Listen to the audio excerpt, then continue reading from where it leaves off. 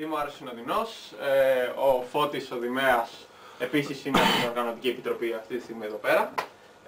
Στην Οργανωτική επίσης είναι και ο Βασίλης Ομογενής, ο οποίος δεν είναι τώρα εδώ πέρα στη συνάντηση, δεν μπορούσε να έρθει, αλλά μπορείτε να τον βρείτε γενικώς Τετάρτη, Πέμπτη, Παρασκευή εδώ πέρα στην Πάτρα. Τα γραφεία μας είναι εδώ πέρα στους μηχανολόγους και οι τρεις είμαστε μηχανολόγοι και η λέσχη ρομποτικής υποτίθεται ότι βρίσκεται υπό την αιγίδα του Τμήματος Μηχανολόγων Μηχανικών. Κυρίως επειδή ο καθηγητής ο οποίος μας επιβλέπει, ας πούμε, και εμάς, είναι καθηγητής στους μηχανολόγους. Αυτό δεν σημαίνει ότι η λέσχη απευθύνεται μόνο στους μηχανολόγους ή αντίστοιχα επειδή εγώ, ας πούμε, έχω περισσότερο, ας πούμε, επαφή με ηλεκτρολόγους και σε ΙΔ, δεν σημαίνει ότι απευθύνεται μόνο σε αυτούς. Αν είναι κάποιος άσχετος με αυτά τα τρία τμήματα και πάλι ενδιαφέρεται όμως για τη λέσχη ρομποτικής ή θέλει να μάθει ή θέλει, ας πούμε, να αποκτήσει την πρόσβαση, τέλος πάντων, ή να παρακολουθήσει εδώ πέρα τις ομιλίες που θα κάνουμε και αυτά, μπορεί προφανώς να έρθει. Ακόμα και αν είναι φυσικός, μαθηματικός, πολιτικός μηχανικός, λογικά. Και άσχετος βασικά. Μπορεί να μην έχει σχέση με το πανεπιστήμιο. Όλα γίνονται.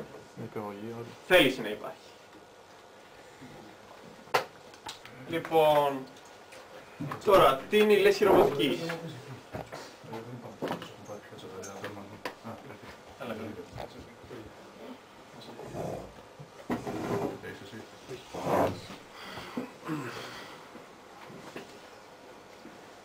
Λοιπόν, η λέσχη ρομποτικής είναι μια ομάδα φοιτητική η οποία έχει ξεκινήσει από αρκετά παλιά, από τις αρχές του 90. Τα προτζεκτάκια τα οποία είχε στην αρχή ήταν μικρά, δηλαδή ομάδες φοιτητών οι οποίοι θέλουν να ασχοληθούν, ας πούμε, με την ρομποτική ή με κατασκευές. Υπό την αιγίδα εδώ πέρα του εργαστηρίου φτιάχναν αυτές τις κατασκευές με τον εξοπλισμό που υπήρχε στο εργαστήριο και μέσα με τη βοήθεια των μεταπτυχιακών και του ίδιου του καθηγητή. Οι κατασκευές που έχουν φτιάξει μέχρι τώρα είναι κυρίως μικρά mobile robots, αυτοκινούμενα ρομπότ περίπου τέτοιου μεγέθους, ας πούμε, τα οποία είχαν μια βασική αυτονομία, είτε και μερικές κατασκευές από μικρούς βραχίονες, σε 2 ή 3 βαθμών ελευθερίας. Μετά από κάποιο καιρό, ας πούμε, όλο το θέμα παρήκμασε και ο λόγος είναι επειδή οι φοιτητές αρχίσαν να ασχολούνται με άλλα πράγματα τα οποία ήταν πιο οργανωμένα. Υπήρχε ένας μεγαλύτερος στόχος και δεν ήταν μια μικρή κατασκευή την οποία την ανέλαμβανες μόνος σου. Και γιατί βρήκαν και άλλα ενδιαφέροντα, αλλάξανε τα ενδιαφέροντα των ίδιων των φοιτητών. Οπότε η όλη λέσχη ρομποτικής γενικά ψιλοχάθηκε. Αλλά πριν από 3 χρόνια περίπου αποφασίσαμε να ξαναξεκινήσουμε, ας πούμε, σαν από το 0, με ένα κεντρικό στόχο και ο στόχος ήταν αυτός, να πάρουμε μέρος στο διαγωνισμό RoboCup.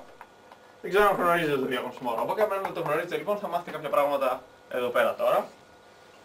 Λοιπόν, το RoboCup είναι ένας παγκόσμιος διαγωνισμός, κυρίως ακαδημαϊκός, αν και μπορούν να πάρουν μέρος και μη ακαδημαϊκοί, σχολεία για παράδειγμα, υπάρχει ένα σχολείο που παίρνει μέρος στην Αμερική. Και αποτελείται από 4 διαφορετικούς διαγωνισμούς. Παλιότερα ήταν 3, φέτος έγιναν 4. Το πρώτο κομμάτι, το οποίο είναι το πιο γνωστό, είναι το ποδόσφαιρο. Φτιάχνουν λοιπόν ρομποτάκια διάφορων τύπων, είτε ανθρωπόμορφα είτε και όχι, είτε και οχήματα με ρόδες, τα οποία παίζουν ποδόσφαιρο.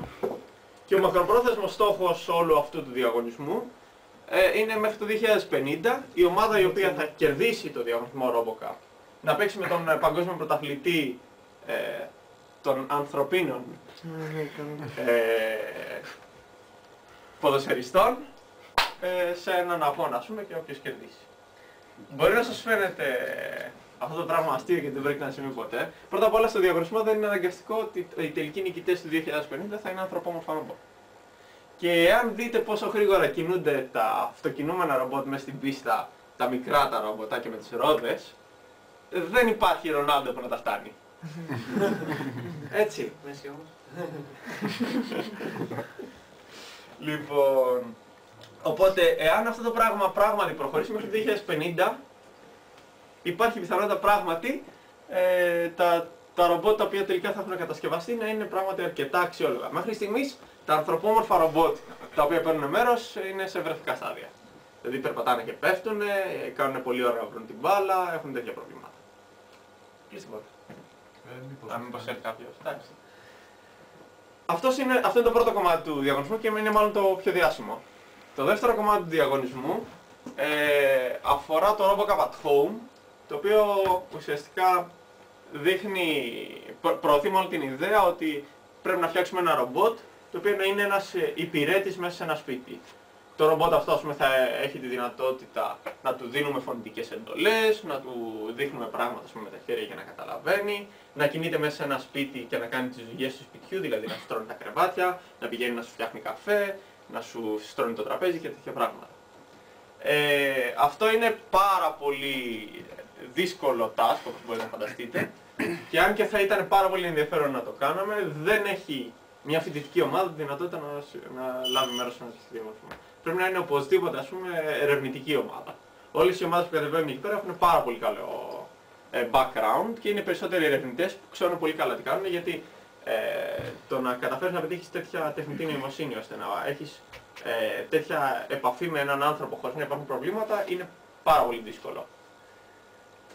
Το τρίτο κομμάτι, το οποίο είναι και αυτό αρκετά παλιό, είναι το RoboCup Rescue.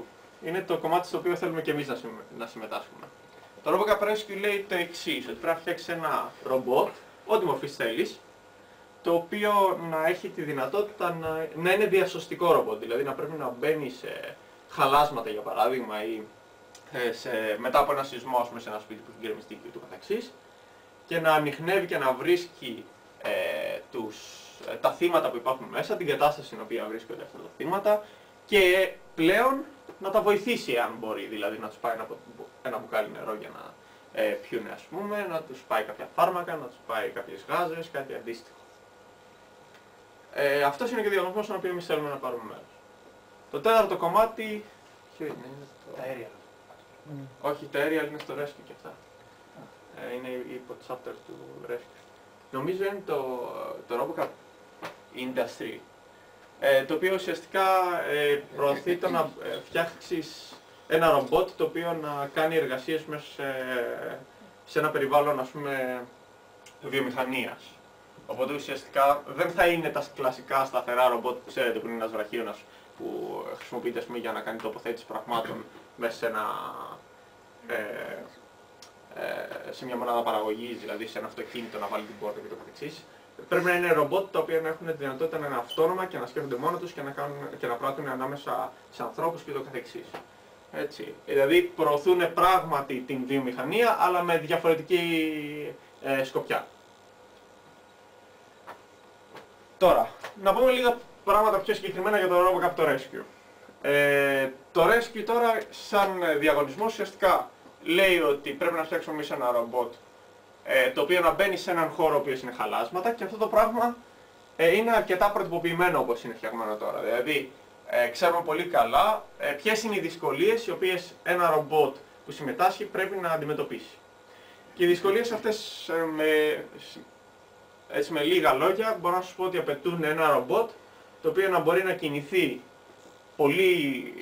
με τεράστια ευελιξία σε οποιοδήποτε τερέν μπορεί να συναντήσει. Για να καταλάβετε, έχει απέτηση, ας πούμε, να μπορεί να ανέβει σε ράμπα 45 μοίρες.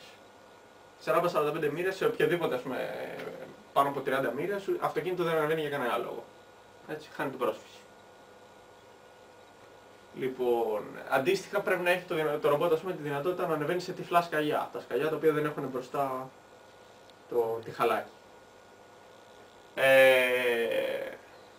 Έχει, ας πούμε, αντίστοιχα χαλάσματα κάτω στο δρόμο, δηλαδή, ας πούμε, μικρά κυβάκια τα οποία μπορεί να βρεθούν στον δρόμο και να δυσκολεύσουν κατά πολύ την διαδικασία κίνησης. Επίσης έχει την εξής έννοια, ουσιαστικά ότι το ρομπότ πρέπει να μπορεί να διαχειρίζεται από τον remote controller ο οποίος θα βρίσκεται, ας πούμε, κάπου μακριά, ασύρματα, αλλά πέρα από αυτό πρέπει να έχει και τη δυνατότητα να είναι και πλήρως αυτόνομο. Και ακριβώς εκεί πέρα μπαίνει η διαφορά του. Φτιάχνουν ένα remote control, ας πούμε, αυτοκινητάκι και φτιάχνουν ένα ρομπότ. Εμείς δεν πάμε να φτιάξουμε ένα remote control αυτοκινητάκι, πάμε να φτιάξουμε ένα ρομπότ που θα έχει και τις δυνατότητες ενός remote control αυτοκινητού.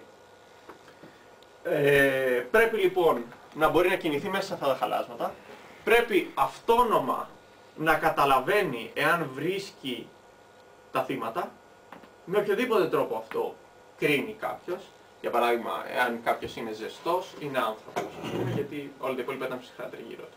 Εάν εκπνέει οξυγόνο, διοξείδιο του άνθρακα, εάν ας πούμε βλέπουμε κίνηση, εάν αναγνωρίζουμε ότι είναι άνθρωπος αλλά δεν κάνει τίποτα από αυτά, οπότε πιθανότατα είναι νεκρός και ούτω καθεξής. Πρέπει να μπορεί να κάνει χαρτογράφηση του χώρου που έχει περάσει, για να ξέρει και να μην ξαναπάει εκεί πέρα που είχε ήδη περάσει.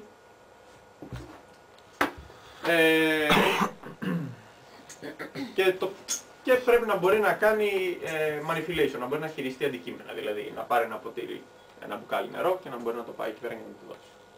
Αυτές οι γενικές γραμμές είναι αυτά από τα οποία απαιτούνται. Σαν γενική ιδέα φαίνονται πράγματα τα οποία ουσιαστικά δεν είναι καινούργια στον χώρο της ρομποτικής, αλλά το ιδιαίτερος δύσκολο είναι ότι πρώτα απ' όλα πρέπει να το φτιάξουμε μόνοι μας και δεύτερο, και πολύ σημαντικό, πρέπει αυτό το πράγμα να λειτουργεί και μάλιστα σε ένα χώρο που έχει τόσες πολλές αβεβαιότητες. Ένας χώρος ο οποίος δεν ξέρεις καθόλου πώς είναι, δεν είναι επίπεδος, για να θα κινείται ξέρω εγώ απλά σε ένα επίπεδο και θα ξέρουμε που πηγαίνει, δεν ξέρεις τι θα υπάρχει τριγύρω, δεν ξέρεις καν αν υπάρχουν τείχη. Πρέπει όλα αυτά να τα λάβεις υπόψη σου και να φτιάξεις ένα σύστημα το οποίο να είναι όσο δυνατόν καλύτερο από όλες τις πλευρές. Υπάρχουν τώρα, δεν υπάρχει λόγος να μπω σε λεπτομέρειες, υπάρχουν διάφοροι τρόποι με ποιο τρόπο κρίνεσαι, ποιος είναι ο καλύτερος, ποιος είναι ο χειρότερος, όλα αυτά δεν παίζουν ιδιαίτερο ρόλο, μπορούμε να τα συζητήσουμε κάποια άλλη φορά. Η γενική ιδέα είναι να καταλάβετε μέχρι στιγμής και να δείτε κατά πόσο σας ενδιαφέρει. Λοιπόν, το ρομπότ αυτό έχει ξεκινήσει εδώ και περίπου 2 χρόνια. Πριν από 2 χρόνια ξεκίνησε ο αρχικός σχεδιασμός του και απορρίψαμε κάποιες λύσεις, καταλήξαμε στην τελική μορφή που θα έχει το ρομπότ. Πέρσι ασχοληθήκαμε κυρίως με το software και προχωρήσαμε αρκετά στον τομέα του software και προχωρήσαμε και στην κατασκευή, όσο περισσότερο γίνεται, των κομματιών που θέλαμε. Εντάξει, υπήρχαν προβλήματα, όπως πάντα υπάρχουν προβλήματα σε οποιοδήποτε πράγμα ξεκινήσεις να κάνεις. Αλλά το τελικό αποτέλεσμα είναι ότι τελικά φτιάξαμε κάτι το οποίο μπορείτε να δείτε. Το ρομπότ δεν είναι προφανώς ακόμα τελειωμένο. Αλλά επειδή μάλιστα πέρσι ο διαγωνισμός γινόταν στο Μεξικό, δεν είχαμε καν σκοπό να πάρουμε μέρος. Το κόστος για να συμμετάσχουμε στο διαγωνισμό στο Μεξικό ήταν τεράστιο. Φέτος όμως το διαγωνισμός γίνεται στο Eindhoven, το οποίο είναι πολύ πιο εύκολο να πάμε. Και ακόμα πιο εύκολο να συμμετάσχουμε και στο διαγωνισμό, γιατί ούτε χρειάζεται να περάσουμε μετά από το τελωνείο, ούτε να πληρώνουμε τέτοια αστεία πράγματα. Είναι και ωραία στο Eindhoven. Είναι και ωραία στο Eindhoven. Δεν ξέρω αν γνωρίζετε που είναι το Eindhoven. Είναι στην Ολλανδία. Λοιπόν, είναι πράγματι ωραία. Βελτία δεν έχεις πει. Βελτία δεν έχεις πει τα πάντα. Όχι, Ολλανδία. Ήταν βράδυ. Λοιπόν, Τι λες τώρα. Windows. Δεν τα χρησιμοποιούμε. Λοιπόν, τώρα πόσοι από εσάς είστε μηχανολόγοι? Σηκώστε χέρι. Ηλεκτρολόγοι.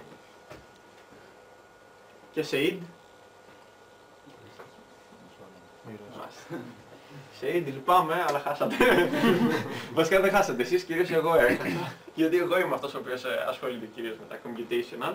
Αλλά εντάξει, θα τα καταφέρουμε κάπως. Λοιπόν, περιμένουμε γιατί πρέπει να ξεκινήσουμε υποθέτω με την παρουσίαση των μηχανολογικών. Τα μηχανολογικά. Αλλά το laptop μου δεν θέλει να παρουσιάσει τα μηχανολογικά. Γιατί κάνει update τα Windows. Έχει μείνει ξέρεις το please don't shut down, we're updating. Είχε 136 update να κάνει. Και συνεχίζει. Συγχωρέστε το. Είναι καινούργιο, το συγχωρούμε. Συγχωρέστε το. Στον τρόπο του. Δεν το έχω για τα αρχαία της παρουσίασης, τι να κάνω εγώ. Για να το φτιάξα. Αφού είναι στο please don't shut down. Πώς φλασάκι, πώς θα το πάρω. Συνέχισε trust talking, έλα. Λοιπόν, Έδειξε κάτι από το Dropbox, ξέρω εγώ. Λοιπόν, ένα Dropbox, παιδί μου. Λοιπόν, να σας δείξω ένα βιντεάκι λοιπόν από το διαγωνισμό. Περάσει η ώρα. Θέλει καμιά ώρα.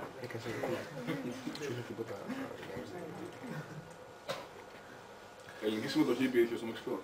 Στο Μεξικό όχι. Όχι.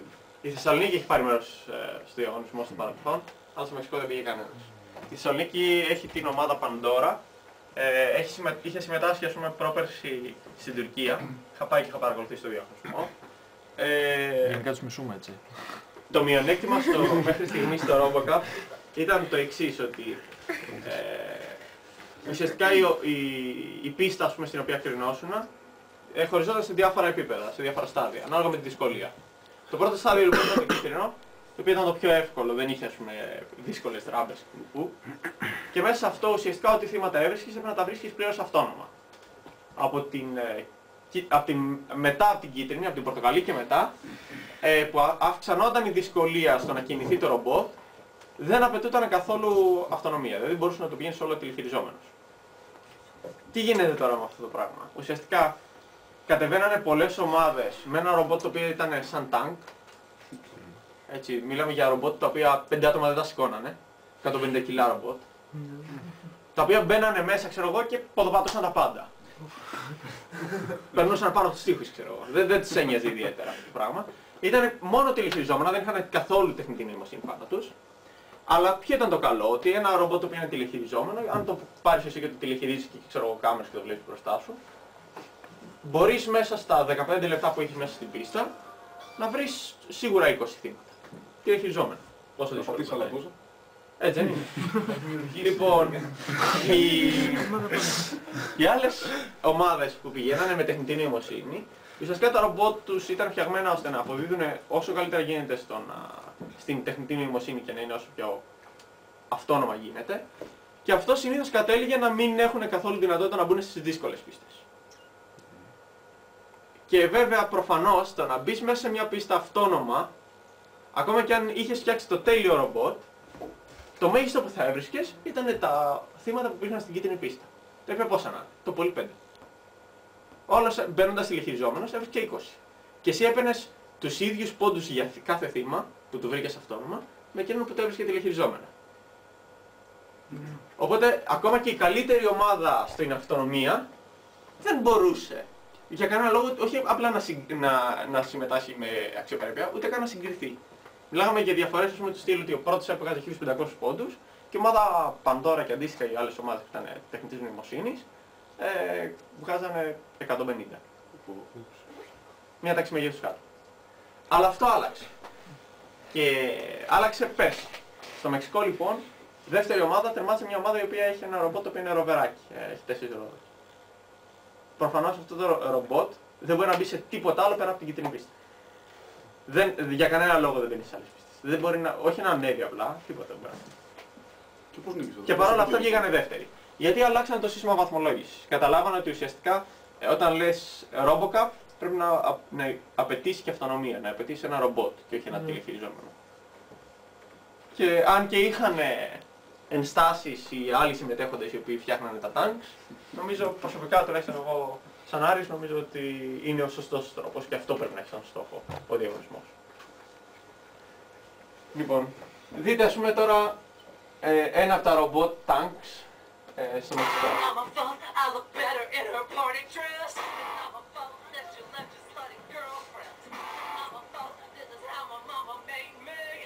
Αυτή, ας πούμε, είναι τώρα ακόμα στην κίτρινη πίστα. Έτσι, φαίνεται από τη λωρίδα που είναι πάνω. Ενώ από δίπλα αυτό το περίεργο που βλέπετε και η ράμπα είναι κόκκινη πίστα. Αυτό τώρα είναι τηλεχειριζόμενο, νομίζω. Το δίπλα τι ήταν αυτό? Με το φέρει του τέλου. Αυτή το ξέρει.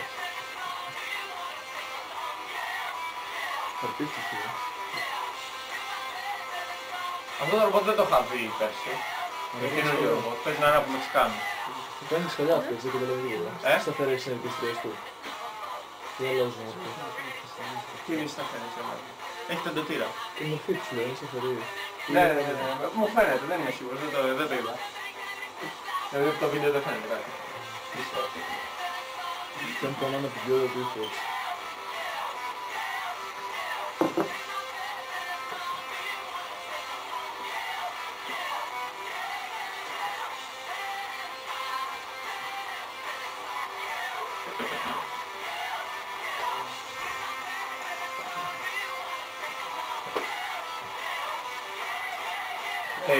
Αυτός είναι ένας σχετικά κλασικός σχεδιασμός για ρομπότ που παίρνει μέρος στο ρομποτ. Είναι και aerial στην κατηγορία. Είναι διαφορετική υποκατηγορία του ίδιου διαγωνισμού, τα aerials. Αλλά δεν είναι CSP να πας με aerial. Δεν μπορείς να μπεις εδώ με aerial, όχι. Ουσιαστικά κρίνονται για άλλα πράγματα και κρίνονται για αυτά τα πράγματα που κρίνονται. Έχει quad υποτίθεται κομμάτι ο διαγωνισμός, στο οποίο μπορείς να, άμα θέλει κάποιος, να πάρει μέρο. Αλλά ουσιαστικά το quad είναι και καλά βοηθητικός εξοπλισμός για ένα rescue robot. Για να κάνει, ναι. Για να κάνει ένα mapping, να κάνει ένα ρομπότ για ένα rescue robot. Ναι. Εξοπλισμός. Δεν βάζεις πάνω τα εσύ σύλληψη και πετάει.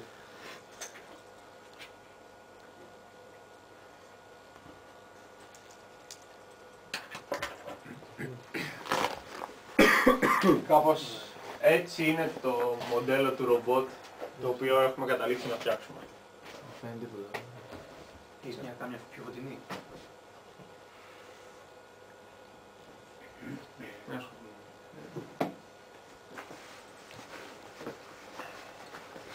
Είναι καλύτερη.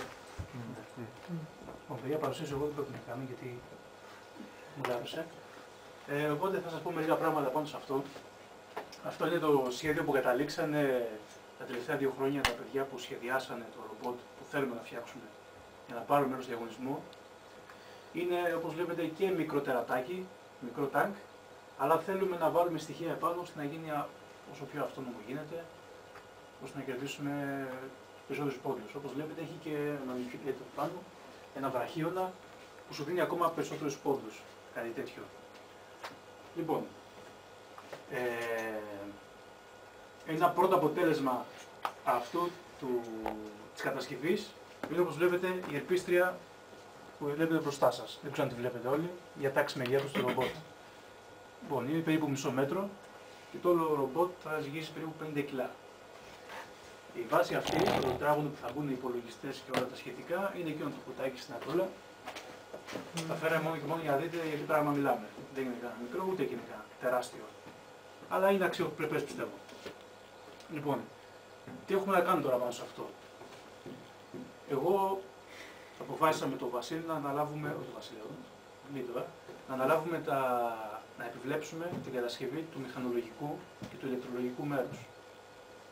Δηλαδή, πρέπει να πάρουμε όλα αυτά τα κομμάτια, τα οποία τα έχουμε σχεδιάσει, να τα κατασκευάσουμε ή να τα αγοράσουμε και να τα συνεργολογήσουμε. Λοιπόν, μέχρι στιγμής έχουμε το 90% από τα κομμάτια τα έχουμε. Τα έχουμε κατασκευάσει και μένει ένα 10% τα οποία προέκυψε από αλλαγές που δεν μας βγήκαν στο αρχικό σχέδιο. Ωραία. Σκεφτόμαστε τώρα να χωριστούμε σε 3 ομάδες, οι οποίοι θα αναλάβουν, δηλαδή κάθε ομάδα θα είναι από 2 μέχρι 3, 2-3, άντε 4 άτομα. Άντε 4 άτομα. Αν ήμασταν περισσότεροι θα μπορούσαν να είναι περισσότερες και ομάδες ή άτομα σε κάθε ομάδα. Και καθένας να αναλάβει ένα τμήμα του ρομπότ να το κατασκευάσει. Μπορούν να ασχοληθούν οι μηχανολόγοι ή οι ηλεκτρολόγοι, γιατί έχει και ηλεκτρολογικά στοιχεία αυτό, δεν είναι μόνο μέταλλο. Λοιπόν, έχουμε ξεκινήσει να κατασκευάζουμε τη μία ελπίστρια, όπως βλέπετε. Έχει λείψει ακόμα, αλλά μπορούμε να τη βάλουμε και να δουλέψει για ένα δευτερόλεπτο. Μέχρι να κάνει το τροφοδοτικό. Μέχρι να κάνει το τροφοδοτικό ή να μας βγούμε οι μάντες. Όλα αυτά τα προβλήματα τα έχουμε σχεδιάσει και ξέρουμε πώς να τα λύσουμε. Απλά θέλουμε άτομα να καθίσουμε, να τα συζητήσουμε και να τα κατασκευάσουμε. Οι ελπίστριες είναι ένα τμήμα. Μπορούν να ασχοληθούν μερικά άτομα σε αυτό. Όποιος ενδιαφέρεται κυρίως για αυτό το θέμα μπορεί. Δεν υπάρχει περιορισμός, δεν θα σας βάλουμε εμείς στην τύχη. Ένα άλλο τμήμα είναι το σώμα. Το σώμα δεν έχει πολλά εξαρτήματα, αλλά το σώμα έχει το εξής, ότι μέσα εδώ υπάρχουν 2 κινητήρες. Η αρχή λειτουργίας αυτού του ρομπότ ώστε να υπερπηδά εμπόδια. Αυτοί οι κινητήρες. Ναι, είναι αυτοί οι κινητήρες. Δεν είναι και πολύ μικροί. Πόσο ζυγίζει ο καθένας? Μισό κιλό. Μισό κιλό. Νομίζω κάτι περισσότερο. Θες να γίνει κιλό. Είναι βαργή πάντως. Η αρχή λειτουργίας, εκτός από αυτούς τους 2 κινητήρες που υπάρχουν εδώ πέρα, ώστε να κινούν τις ελπίστριες, φαίνεται πάντα και ο κινητήρας ο ένας, στο πίσω μέρος. Έχουμε και εδώ μέσα άλλους 2 κινητήρες, ώστε κάθε πόδι, όταν λέω πόδι εννοώ την ελπίστρια και αυτά τα 2, τα δοκάρια, να λειτουργεί ως παραλληλόγραμμα. Οπότε αυτό το πράγμα, αυτοί οι δύο θα είναι συνεχώς παράλληλα και θα περιστρέφεται γύρω από αυτόν τον άξονα. Έχεις κανένα animation?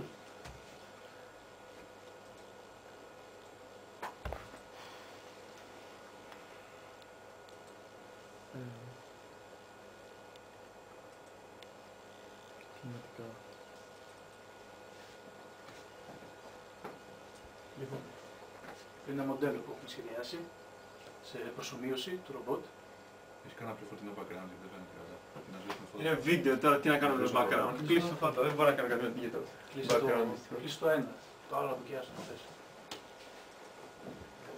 Λοιπόν, το πάλι βλέπετε πως κινείται. Κάθε ένα κινείται ανεξάρτητα σε σχέση με το άλλο και τα δύο μπορούν να κάνουν σύνθετες κινήσεις ώστε να ανέβουν ακόμα και σκαλοπάτια. Να κάνει βηματισμό, έτσι. Ναι. Κανονικά. Ωραία, αυτό το πώς θα το κάνουμε, όχι το πώς θα το κάνουμε, είναι μηχανολογικό. Τώρα τι θα επιλέξουμε στην κίνηση είναι κομμάτι του software που θα το αναλάβουν οι υπόλοιποι στο SEID μαζί με τον Άρη.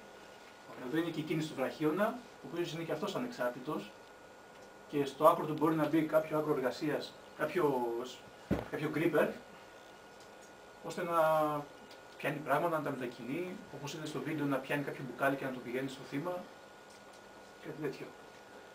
Λοιπόν, και ο βραχίωνας μόνος του είναι ένα άλλο πακέτο εργασίας που όποιος θέλει μπορεί να το αναλάβει. Λοιπόν, σε κάθε τώρα, δηλαδή μέχρι στιγμής έχουμε τρία πακέτα. Έχουμε τις ερπίστριες, το κυρίω σώμα και το βραχίωνα. Σκεφτείτε τι σας αρέσει περισσότερο και αν σας αρέσει τελικά αυτό για το οποίο συζητάμε και αν θέλετε αφιερώσετε λίγο χρόνο πάνω σε αυτό και να δουλέψουμε μαζί και να κάνουμε ένα τελικό προϊόν.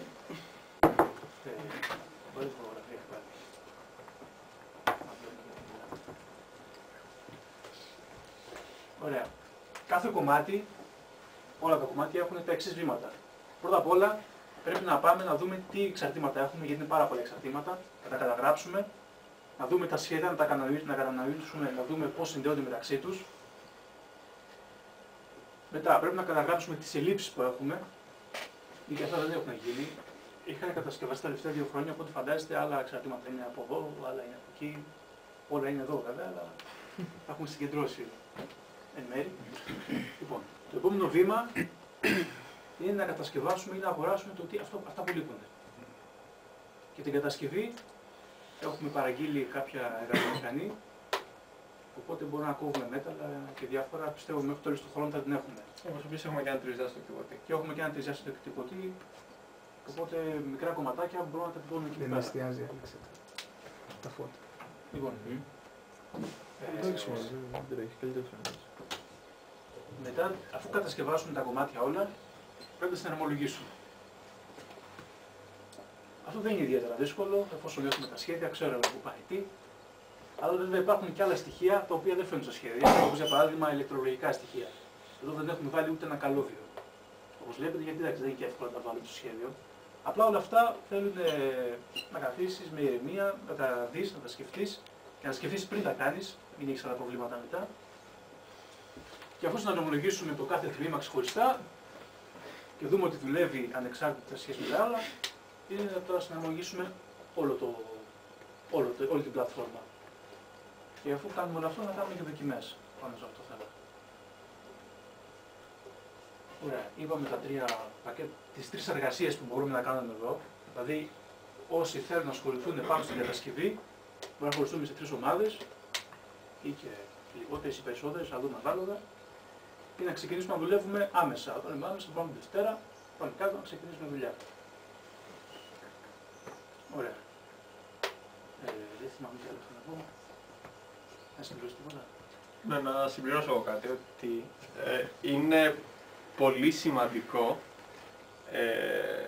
να τηρήσουμε το χρονοδιάγραμμα που έχουμε θέσει. Και το χρονοδιάγραμμα δυστυχώς ή ευτυχώς απαιτεί να δουλεύουμε κάθε εβδομάδα πάνω στο ρομπότ, γιατί αλλιώς δεν υπάρχει περίπτωση να συμμετάσχουμε στο διαγωνισμό. Δηλαδή για να είναι κατασκευασμένο, πρέπει κανονικά το ρομπότ να είναι κατασκευασμένο μέχρι το τέλη του Φλεβάρι, ώστε να κάνουμε δοκιμές. Γιατί αλλιώς δεν έχει νόημα να κατεβούμε σε έναν διαγωνισμό με ένα ρομπότ που θα λειτουργεί, που θα βγάζει προβλήματα, που θα ξέρουμε τι κάνει. Θα πρέπει δηλαδή να αποκτήσουμε οικειότητα με το ρομπότ το οποίο θα έχουμε και αυτό είναι πολύ σημαντικό να τελειώσουμε όσο το νωρίτερα γίνεται. Γι' αυτό το λόγο εγώ, έτσι όπως το έχω υπολογίσει, απαιτείται για τα περισσότερα tasks κάθε εβδομάδα κάποιος ο οποίος ασχολείται και θα γραφτεί στην ομάδα και θα θέλει να ασχολείται, να αφιερώνει σίγουρα μέσα στη εβδομάδα 8 ώρες εργασίας. Αυτό μπορείτε να το χωρίσετε όπως θέλετε ο καθένα, δηλαδή ας πούμε 2 μέρες από 4 ώρες. Νομίζω ότι το καλύτερο είναι ας πούμε το 2 μέρες ανά 4 ώρες, γιατί αν το σπάσεις και κάθε μέρα 1 ώρα, μέσα στη 1 ώρα θα έχεις, δηλαδή ίσα που θα έχεις προλάβει να καθίσεις και θα ξανασκοθείς. Δεν θα έχεις προλάβει να κάνεις κάτι. Το καλύτερο, κατά τη γνώμη μου, είναι 2 μέρες 4 ώρες. Εμείς οι 3 μεταπτυχιακοί που είμαστε, υποτίθεται, υπεύθυνοι της οργάνωσης όλου του project, ουσιαστικά είμαστε εδώ πέρα για να σας βοηθήσουμε αν έχετε οποιοδήποτε πρόβλημα, σε οποιοδήποτε κομμάτι το έχετε και να σας οργανώνουμε, να σας κινητοποιούμε ώστε να πετύχουμε αυτό που θέλουμε. Αλλά η λογική της λέσχης είναι να κάνετε εσείς τα πράγματα και όχι εμείς. Εμείς ξέρουμε ήδη να τα κάνουμε αυτά. Το θέμα δεν είναι να φτιάξουμε ένα ρομπότ εμείς και να κατεβούμε στο διαγωνισμό. Το θέμα είναι μέσα από αυτό το πράγμα να μάθετε κι εσείς πράγματα και να κατασκευάσετε κάτι το οποίο θα το φτιάξετε μόνοι σας. Και θα μάθετε από αυτό το πράγμα.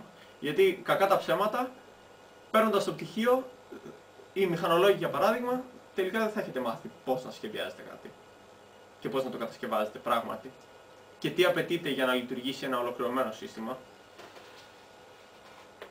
Ή αντίστοιχα και οι ηλεκτρολόγοι.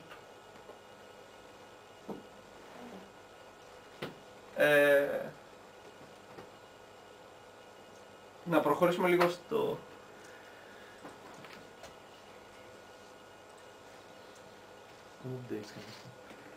Ναι, Windows. Λοιπόν, αυτό το κομμάτι τώρα αφορά το κομμάτι του software αλλά και των ηλεκτρονικών της παρουσίασης. Οπότε ουσιαστικά αποτελείται από 3 διαφορετικά κομμάτια τις απαιτήσεις, ένα προκαταρκτικό σχεδιασμό που έχουμε ήδη κάνει και τις εργασίες που πρέπει να γίνουν. Λοιπόν, οι απαιτήσεις, όπως σας είπαμε ήδη, είναι η κατασκευή του αυτοκινούμενου διασωστικού και απαιτεί τη συνέργεια όλων των πεδίων. Εντάξει, η αλήθεια είναι ότι δεν απαιτεί μόνο οι μηχανικούς, απαιτεί και άλλα κομμάτια, αλλά ουσιαστικά θεωρώ ότι μπορούμε εμείς σαν μηχανικοί να κάνουμε το adapt που χρειάζεται για να πετύχουμε τους στόχους μας. Ποιες είναι οι λειτουργίες που απαιτείται από ένα τέτοιο ρομπότ? Ουσιαστικά να μπορεί να κάνει localization, δηλαδή να καταλαβαίνει πού βρίσκεται στο χώρο και να κάνει μια χαρτογράφηση του χώρου. Τώρα αυτά τα κομμάτια που θα σας πω στους μηχανολόγους θα τους φανούν πολύ δύσκολα ή εντελώς άγνωστα. Αυτό δεν σημαίνει ότι δεν μπορείτε να ασχοληθείτε. Εάν ενδιαφέρεστε να ασχοληθείτε, προφανώς και γίνεται. Και υπάρχουν τα κατάλληλα βιβλία για να ξεκινήσετε. Μία απέτηση μόνο υπάρχει, να ξέρετε καλά αγγλικά. Έτσι. Και να ξέρετε να χρησιμοποιείτε το Google. Μπορεί να το θεωρείτε αστείο, αλλά το Google λίγοι ξέρουν να το χρησιμοποιούν σωστά. Τέλος πάντων λίγοι. Λιγότερο από όσο θα έπρεπε. Οπότε, εάν είστε μηχανολόγοι και κάποιο από αυτά σας φαίνεται ενδιαφέρον, αλλά δεν ξέρετε τίποτα πάνω στον τομέα, αλλά θέλετε να ασχοληθείτε, μην το θεωρήσετε αποτρεπτικό. Εντάξει, θα τα πω πιο μετά, δεν χρειάζεται να σας σταματήσω. Λοιπόν, ουσιαστικά οι λειτουργίες που πρέπει να έχει ένα ρομπότ για να συμμετάσχει στο διαγωνισμό είναι ότι πρέπει να κάνει localization και mapping, δηλαδή να κάνει χαρτογράφηση και να καταλαβαίνει μέσα σε αυτό το χάρτη που έχει φτιάξει πού βρίσκεται. Δηλαδή, εάν πάρω εγώ το ρομπότ, το σηκώσω και το μεταφέρω σηκωτό και το πάω κάπου αλλού, το ρομπότ πρέπει να καταλάβει πού το πήγα, ακόμα και αν δεν κινήθηκε μόνο του εκεί πέρα. Αυτό είναι το localization. Και το mapping είναι το να φτιάξει το χάρτη. Πάω γι' αυτό. Είναι να έχει πλήρως αυτόνομη πλοήγηση στο χώρο, με ό,τι συμπεριλαμβάνει αυτό, δηλαδή να αποφεύγει τα εμπόδια, να αποφεύγει και τα στατικά και τα δυναμικά εμπόδια, δηλαδή τους ανθρώπους που μπορεί να κινούνται τριγύρω του, και να κατανοεί πώς βρίσκονται και να βρίσκει την καλύτερη τροχιά, ώστε να μην, ας πούμε, βρίσκει στα εμπόδια και ταυτόχρονα να κάνει τον ελάχιστο δυνατό χρόνο για να πάει από το α σημείο στο β σημείο. Ταυτόχρονα αυτό σημαίνει ότι πρέπει να υπάρχει και μια στρατηγική για το τι γενικώς πρέπει να κάνει το ίδιο το ρομπότ. Δεν θα του δίνουμε εμείς το β σημείο για να πάει. πρέπει να ξέρει, ας πούμε, τώρα, αυτή τη στιγμή, εγώ ψάχνω να βρω θύματα. Οπότε, τι κάνω, ο γενικός μου στόχος είναι να μηδενίσω τον άγνωστο χώρο. Ένα exploration, ας πούμε, strategy είναι κάτι το οποίο θα ήθελες για ένα ρομπότ το οποίο είναι search and rescue. Το sensing αφορά ουσιαστικά ότι πρέπει το ρομπότ αυτό να έχει όσο δυνατόν περισσότερες αισθήσεις γίνεται. Για να μπορεί να κατανοεί το χώρο του, τα τριγύρω, αλλά και τα θύματα τα οποία βρίσκονται σε αυτό το χώρο. Πρέπει να κατανοεί ότι βρήκε θύμα και να κατανοεί και την κατάσταση του θύματος που βρήκε. Πρέπει να υπάρχει το κομμάτι του teleoperation και του communication με τον σταθμό εργασίας που βρίσκεται ο τηλεχειριστής. Ακόμα και όταν εσύ δεν τον χειρίζεσαι και δουλεύει πλήρως αυτόνομα, πρέπει ο τηλεχειριστής να έχει τη δυνατότητα να βλέπει και να καταλαβαίνει τι κάνει εκείνη τη στιγμή το ρομπότ. Ακόμα και αν δεν το τηλεχειρίζεται εκείνη τη στιγμή, πρέπει να μπορεί να βλέπει, ας πούμε, για παράδειγμα, το χάρτη που φτιάχνει το ρομπότ. Για ποιο λόγο? Γιατί μπορεί ταυτόχρονα σε αυτό το χάρτη να είναι, θεωρώντας ένα υποθετικό σενάριο, ουσιαστικά, εάν εσύ έχεις το ρομπότ σε μια περιοχή που δουλεύει ήδη ένας άνθρωπος εκεί πέρα σε αυτή την περιοχή, να δώσεις εντολή στο ρομπότ, φύγει από εκεί πέρα, υπάρχει ένας άνθρωπος, πήγαινε αλλού. Υπάρχει άνθρωπος που ψάχνει εκεί πέρα για θύματα, δεν χρειάζεται να ψάξει και εσύ αυτό. Πήγαινε σε άλλο μέρος που δεν υπάρχει. Οπότε είναι πολύ σημαντικό να υπάρχει communication αμφίδρομο με το ρομπότ, ακόμα και όταν λειτουργεί αυτόνομα το ρομπότ.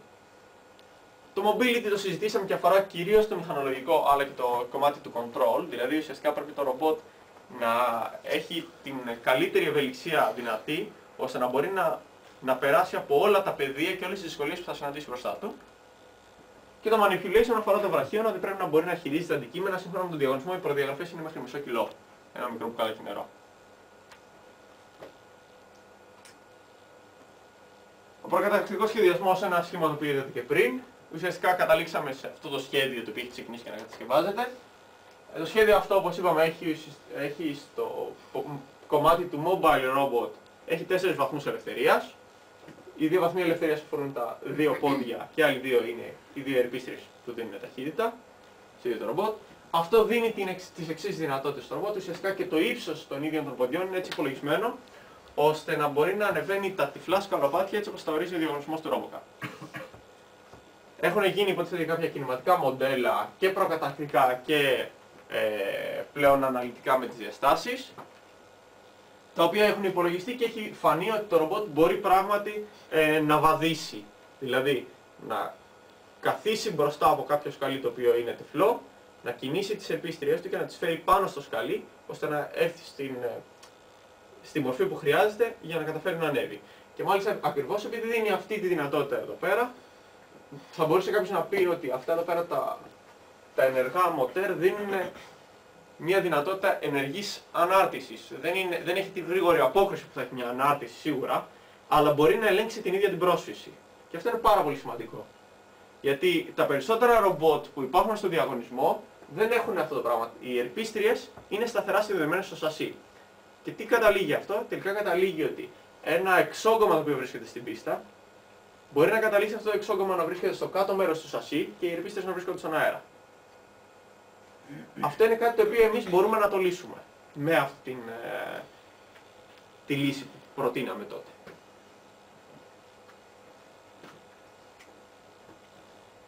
Πέρα λοιπόν από αυτούς τους 4 βαθμούς ελευθερίας, οι οποίοι μας δίνουν ένα πολύ μεγάλο πλεονέκτημα στο θέμα του mobility μέσα σε μια πίστα, επίσης έχουμε και τον βραχίωνα που είναι 5 βαθμούς ελευθερίας. Σύμφωνα με αυτά που παρακολούθησα εγώ στο διαγωνισμό πριν από 2 χρόνια, ο σχεδιασμός που κάναμε για τον βραχίωνα δεν είναι ο βέλτιστος. Γιατί είναι έτσι φτιαγμένη η πίστα, ώστε ουσιαστικά όλα τα πράγματα που πρέπει να κάνεις χειρισμούς πάνω τους βρίσκονται μέσα σε τρύπες πάνω στον τοίχο. Αυτό δεν είναι σωστό από την πλευρά τους, γιατί προφανώς δεν θα βρίσκεις, όλα τα πράγματα δεν είναι μέσα σε τρύπες. Και για ποιο λόγο είναι προβληματικό αυτό για τον δικό μας βραχίωνα? Γιατί ουσιαστικά ένας βραχίωνας ο οποίος θα είχε τη δυνατότητα να κάνει πρόβολο ένα από τα joint του, ουσιαστικά να είναι μεταφορική βαθμός ελευθερίας, ουσιαστικά εσύ το μόνο που θα έκανες ήταν να μετακινήσεις το βραχίωνα σε ευθεία με την τρύπα και πρέπει να το στείλεις μπροστά. Θα ήταν πολύ πιο εύκολος ο χειρισμός μας εάν είχαμε λάβει υπόψη ότι ο διαγωνισμός είναι φτιαγμένος έτσι. Μέχρι εκείνη τη στιγμή όμως που κάναμε εμείς τον προκαταρκτικό σχεδιασμό, δεν υπήρχε κομμάτι manipulation και δεν το είχαν ορίσει και σωστά ότι εμείς αυτό θα θεωρούμε manipulation. Δηλαδή από την πλευρά τους το ορίσανε με λάθος τρόπο και εμείς προτιμώντας αυτό το σχεδιασμό τελικά δεν κάναμε τον βέλτιστο σχεδιασμό. Αλλά δεν παίζει ιδιαίτερο ρόλο. Γιατί μπορείς να λύσεις και πάλι αυτά τα προβλήματα φτιάχνοντας ένα σωστό κινηματικό μοντέλο.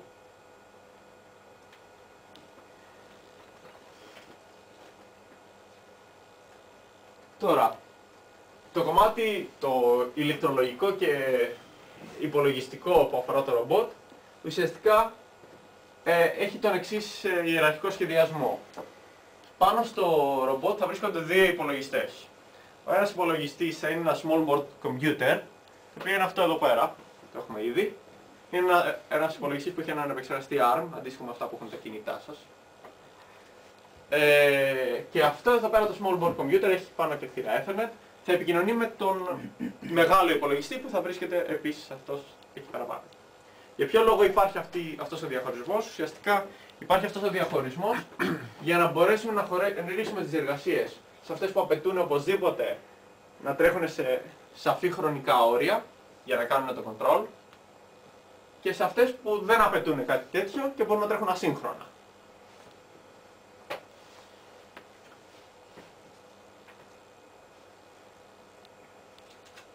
Οπότε το small board computer θα είναι υπεύθυνο για τη συλλογή των μετρήσεων από τους βασικούς αισθητήρες, δηλαδή τον αισθητήρα διοξιδίου του άνθρακα για όταν αναπνέει ο άνθρωπος για παράδειγμα.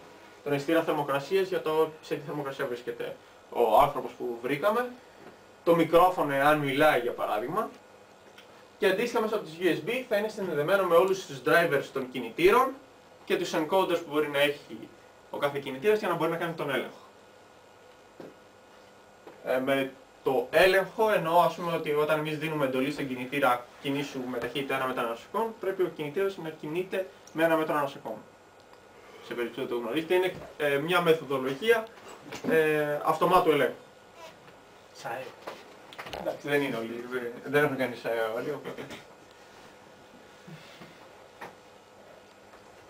Το computer λοιπόν, το οποίο ουσιαστικά θα επικοινωνεί μέσω Ethernet με το small board computer, θα είναι υπεύθυνο για όλες τις ασύγχρονες διεργασίες, δηλαδή για αυτές που δεν απαιτείται να τρέχουν σε σαφές χρονικό διάστημα και ακόμα και αν αργήσουν λίγο ή αν στέλνουν ασύγχρονα μηνύματα, δεν θα έχει αυτό το πρόβλημα. Και επίσης για τις διεργασίες που απαιτούν μεγάλη επεξεργαστική ισχύ, για όλα τα high level ουσιαστικά. Τι θεωρείται high level? Το path planning για παράδειγμα είναι high level. Το localization και το mapping είναι high level. Οπότε πάνω στον υπολογιστή θα είναι συνδεδεμένες οι δύο κάμερες που μπορεί να υπάρχουν ή και παραπάνω αναλόγως εάν κριθεί αυτό απαραίτητο και ένας RGBD αισθητήρας, το Kinect για παράδειγμα, ώστε χρησιμοποιώντας αυτές τις μετρήσεις να μπορούμε να κάνουμε μια χαρτογράφηση του χώρου και να μπορούμε να καταλαβαίνουμε πού βρισκόμαστε μέσα στον χώρο. Εάν κριθεί ότι αυτοί οι αισθητήρες δεν είναι επαρκείς για να καταλάβουμε πού βρισκόμαστε στον χώρο ή η επεξεργαστική ισχύ που απαιτείται είναι τεράστια, υπάρχουν και εναλλακτικές. Θα συζητηθούν με την ομάδα που αποφασίσει να ασχοληθεί με αυτό το πράγμα.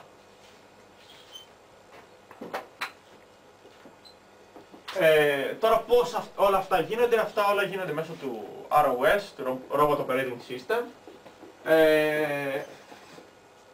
Υπάρχει ένα βιβλίο πάνω στο ROS, το οποίο οποιοδήποτε αρχίσει να ασχολείται με αυτό το τομέα, θα είναι η πρώτη του πηγή γνώσης για να αρχίσει να καταλαβαίνει περί τίνος πρόκειται. Να πω ότι πολλά από τα κομμάτια τα οποία συζητούμε εδώ πέρα είναι ολοκληρωμένα κατά ένα 80%. Ουσιαστικά δηλαδή κάποιος ο οποίος θα αποφασίσει να ασχοληθεί με αυτά θα πρέπει προφανώς να μάθει τι έχει γίνει, αλλά δεν θα χρειαστεί να τα κάνει όλα από το μηδέν. Όχι μάλλον από το μηδέν, προφανώς από το 80%. Το μεγαλύτερο μέρος της δουλειάς έχει ήδη γίνει, αλλά ο στόχος μας δεν είναι μόνο να φτιάξουμε το ρομπότ, αλλά και να μάθουμε μέσα από αυτό. Οπότε ουσιαστικά θα πρέπει και εσείς να καταλάβετε τι είναι αυτό το 80% το οποίο έχει γίνει, εάν αποφασίσετε να ασχοληθείτε με αυτό. Και η επικοινωνία ουσιαστικά, η επικοινωνία θα γίνεται με αυτά τα συστήματα μέσω Ethernet και με το remote θα γίνεται μέσω του wireless, το οποίο και αυτό είναι προτυπωπημένο σύμφωνα με τους κανονισμούς του διαγωνισμού, ότι πρέπει ουσιαστικά να χρησιμοποιήσει συγκεκριμένες συχνότητες, να είναι συγκεκριμένη τάξη στο wireless που χρησιμοποιήσει και το καθεξής. Δεν μας νοιάζουν τόσο πολύ αυτές τις λεπτομέρειες. Όποιος αποφασίσει να ασχοληθεί με αυτά θα τα δει, είναι προτυπωπημένα και τα ξέρουμε, τα γνωρίζουμε, τα έχουμε λάβει υπόψη στον σχεδιασμό. Οι εργασίες τώρα, τα προβλήματα προς επίλυση που υπάρχουν είναι η κινηματική επίλυση του ρομπότ, τα κινηματικά του, η συλλογή των μετρήσεων από τους αισθητήρες, το localization και το mapping, το path planning και το exploration, το navigation δηλαδή, η χρήση όλων των μετρήσεων που πήραμε από τους αισθητήρες ώστε να βγάλουμε συμπεράσματα, γιατί έστω ότι βρήκαμε διοξείδιο του άνθρακα, βρήκαμε υψηλή θερμοκρασία, αλλά δεν βρήκαμε κίνηση και δεν βλέπουμε να απαντάει στον ήχο που του στέλνουμε. Ζει τελικά, δεν ζει. Κάπως πρέπει να βγουν αυτά τα συμπεράσματα. Αυτά είναι λογική, ας πούμε, συμπερασμού. Κάποια άλλη ομάδα πρέπει να ασχοληθεί με το Graphical User Interface που θα υπάρχει για το Remote User και πώς αυτό θα συνδεθεί, αλλά για τον τηλεχειρισμό. Και είναι πάρα πολύ σημαντικό όλα αυτά να γίνονται log.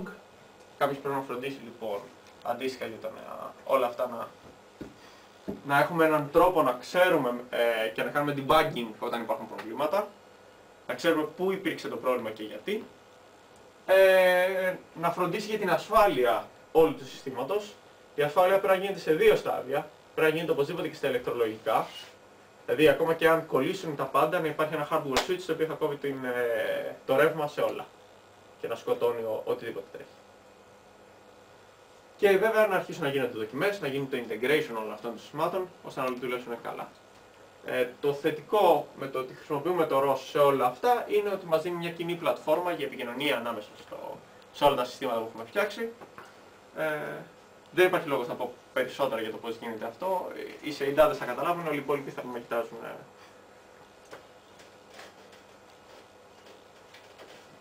Πώς έχουμε στόχο να οργανωθούμε για τη λέσχη, και αυτό αφορά φαντάζομαι και το μηχανολογικό και το κομμάτι των electronics και των ηλεκτρολογικών.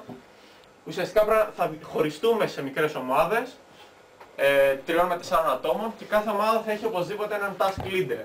Ο task leader όταν θα βλέπει ότι η ομάδα έχει κολλήσει και θα φροντίζει ο task leader ο ίδιος να δουλεύει η ομάδα, όταν θα βλέπει ότι η ομάδα έχει κολλήσει, ο στόχος του είναι να έρχεται και να ζητάει βοήθεια.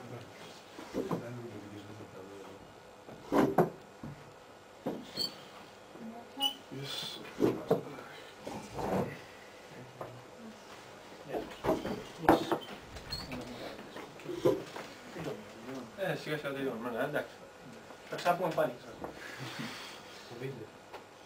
Λοιπόν, ο task leader έχει στόχο ουσιαστικά να κρατάει την ομάδα όσο δυνατόν πιο up to date είναι. Να πω ότι αν και δεν το έχουν δηλώσει ήδη κάποιοι είναι task leaders σε κάποια συγκεκριμένα tasks, για ποιο λόγο? Ο λόγος είναι ότι έχουν ήδη την εμπειρία, επειδή ήταν και στο παρελθόν στην λέσχη, και μπορούν να βοηθήσουν σίγουρα τα νέα μέλη τα οποία θα μπουν. Και επειδή πρέπει να είναι εκείνοι οι task leaders, για παράδειγμα γιατί έχουν πάρει διπλωματική σε αυτό το κομμάτι ή σπουδαστική ή οτιδήποτε. Δηλαδή οποιοσδήποτε ουσιαστικά έχει κάποιο κομμάτι το οποίο αφορά την ύλη του, οπωσδήποτε θα είναι ο task leader. Την ύλη στην οποία δουλεύει. Οι ομάδες αυτές θα κάνουν συχνές συναντήσεις είτε εντός είτε εκτός του πανεπιστημίου. Να ξέρω ότι η λέσχη ρομποτικής έχει δικό της γραφείο εδώ πέρα στους μηχανολόγους, όπου έχει το δικό της χώρο και μέσα σε αυτό θα μπει και η εργαλειομηχανή. Επειδή όμως αυτό μερικές φορές δημιουργεί προβλήματα, για παράδειγμα, εάν μια ομάδα δουλεύει σε μηχανολογικά και έχει αρχίσει και κάνει εργασίες, δεν μπορείς να κάτσεις δίπλα και να γράψεις κώδικα. Πίστεψε με, δεν γίνεται. Να ακούσει το δεν δουλεύει το μηχάνημα.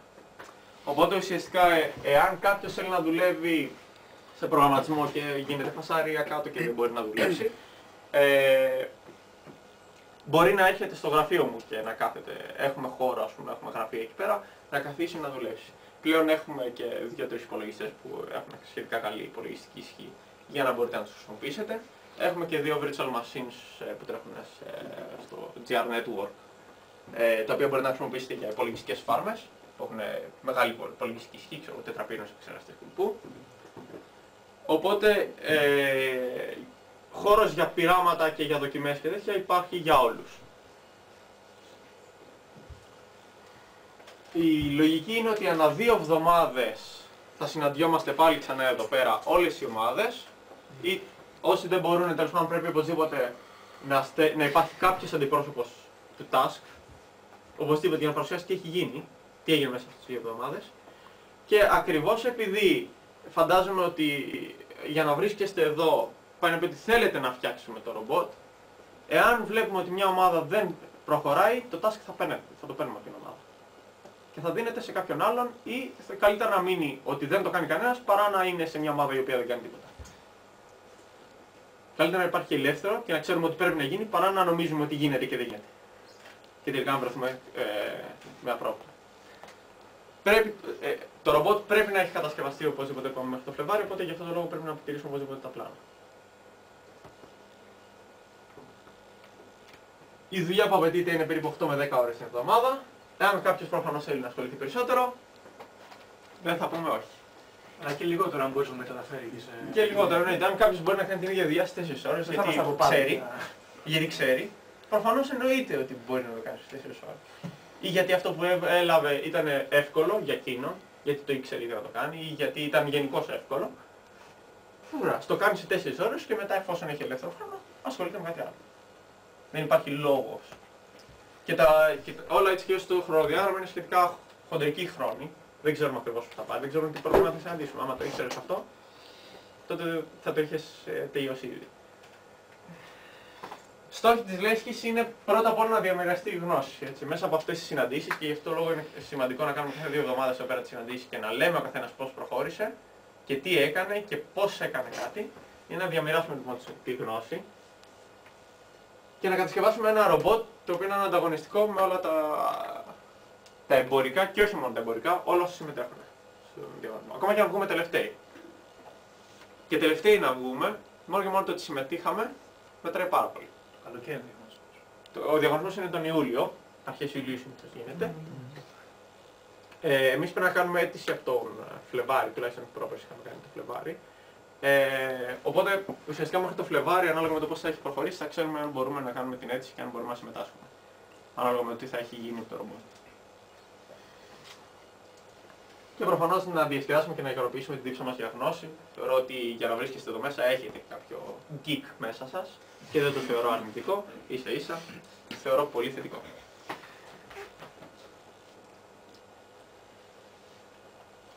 Και τώρα για να δούμε. Ακόμα έτσι είναι πιο θετικό. Εδώ να μιλάς. Αλλά 2. Ω, πάμε. Άρα 2. Πόσο έκανες 300? 136. Wow, τώρα δεν φαίνεται Χριστός λέμε. Για κλείσει πίσω. Λοιπόν, και τώρα για να πάρετε απλά μια ιδέα, τέλος πάντων, ναι θα χρειαστεί να χρησιμοποιήσετε οπωσδήποτε Linux. Κάνεις πρόβλημα, εφόσον τουλάχιστον θα ασχοληθείτε με software. Έτσι. Μηχανολογικά τα σχέδια είναι στο κατία, οπότε Windows δεν μπορείτε να κάνετε κάτι άλλο. Εντάξει, η αλήθεια είναι ότι μπορείτε να κάνετε κάτι άλλο, αλλά δεν θα σας αναγκάσω. Οπότε όσοι ασχοληθούν με το software ή ακόμα και με τα ψηλό low level electronics από τη στιγμή που θα ασχοληθούν με το control, κατά πάσα πιθανότητα θα πρέπει να χρησιμοποιήσουν το ROS. Εκτός αν προτιμάνε να φτιάξουν τον αλγόριθμο και να τον υλοποιήσει κάποιος άλλος το ROS τελικά. Αλλά η λογική είναι ότι χρησιμοποιούμε το ROS γιατί μας δίνει πάρα πολλές ευκολίες. Οπότε το ROS δουλεύει σε Linux, ακόμα καλύτερα σε Debian based και ακόμα πιο εύκολα σε Ubuntu. Και ναι, είναι γραμμή εντολών, έτσι. Λοιπόν, εδώ πέρα είναι ένα μοντέλο simulation, ας πούμε, ενός από τα ρομπότ τα οποία έχουμε στο εργαστήριο, του Pioneer, για να καταλάβετε περίπου, ας πούμε, να πάρετε μια βασική ιδέα του πώς λειτουργεί και τι θα κάνει και πώς θα φαίνονται όλα αυτά και μάλλον να σας τραβήξω λίγο περισσότερο το ενδιαφέρον, να σας φάνουν λίγο πιο cool αυτά που γίνονται, να μην σας φαίνονται τελώς ανούσια. Τελείωσε.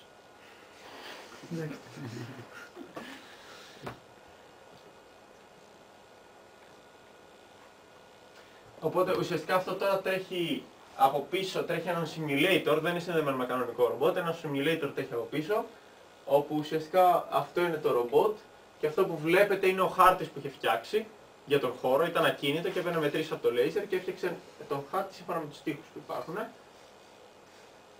Και εδώ πέρα έζησα το χάρτη τώρα και έχω αφήσει να φαίνονται μόνο οι μετρήσεις του λέιζερ. Βλέπετε, αυτός είναι τώρα ο χάρτης και οι άσπρες γραμμές ήταν οι μετρήσεις που έπαιρνε το λέιζερ για τα αντικείμενα που βρήκε μπροστά του.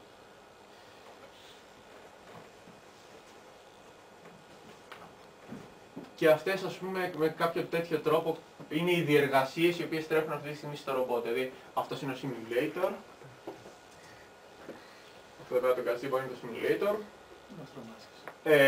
Εδώ πέρα είναι, ας πούμε, το mapping και το localization.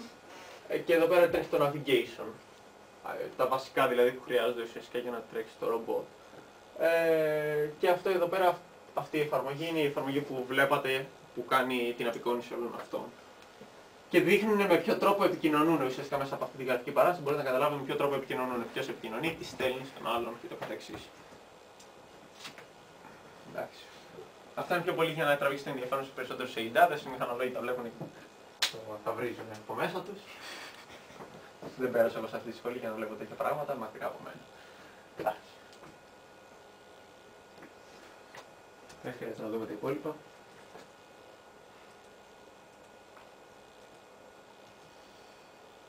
Εδώ πέρα είναι τα συστήματα συνδεδεμένων που είναι προσαρτημένα πάνω στο ίδιο το ρομπότ. Και πώς αυτά δημιουργούν ένα δέντρο κάπου εδώ πέρα. Εδώ πέρα είναι το δέντρο.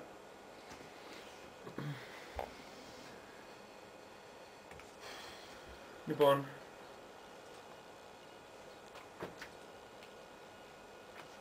άνοιξε φώτα.